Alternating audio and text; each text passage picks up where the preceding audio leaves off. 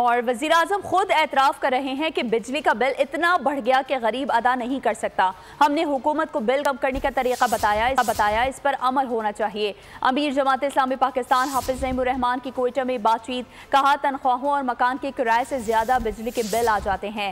28 اگست کو بجلی کے معاملے پر ہڑتال ہوگی۔ یہ ہم سے کہتے ہیں کہاں سے ہم بجلی کی قیمت کم کریں، اپنی عیاشیاں کم کرو، اپنی گاڑیاں چھوٹی کرو، جاگیرداروں پہ ٹیکس لگاؤ۔ پریشر ہم ڈیولپ کریں تاکہ حکومت کو ہم مجبور کریں کہ وہ اپنے معاہدوں کو بھی پورا کریں اور ہمیں ریلیف دیں۔ جو ہوا ہے وہ بھی ہماری کامیابی ہے کہ ہم نے ان سے کروا لیا ہے، لیکن یہ پینٹ ہے۔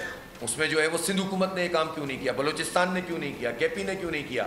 کہنے کا مقصد یہ ہے کہ یہ کچھ بھی نہیں ہے۔ 14 روپے لاگت کے مطابق بجلی کی قیمت کا تعین پورے پاکستان میں ہونا چاہیے، صرف پنجاب میں نہیں۔ تنخواہ دار لوگوں پہ جو ٹیکس لگایا ہوا ہے، اسی طرح یہ اپنی مراعات کم کرنے کے لیے تیار نہیں ہوتے ہیں، تو ان تمام چیزوں کے اوپر 28 تاریخ کو پورے پاکستان میں انشاءاللہ ہڑتال ہوگی۔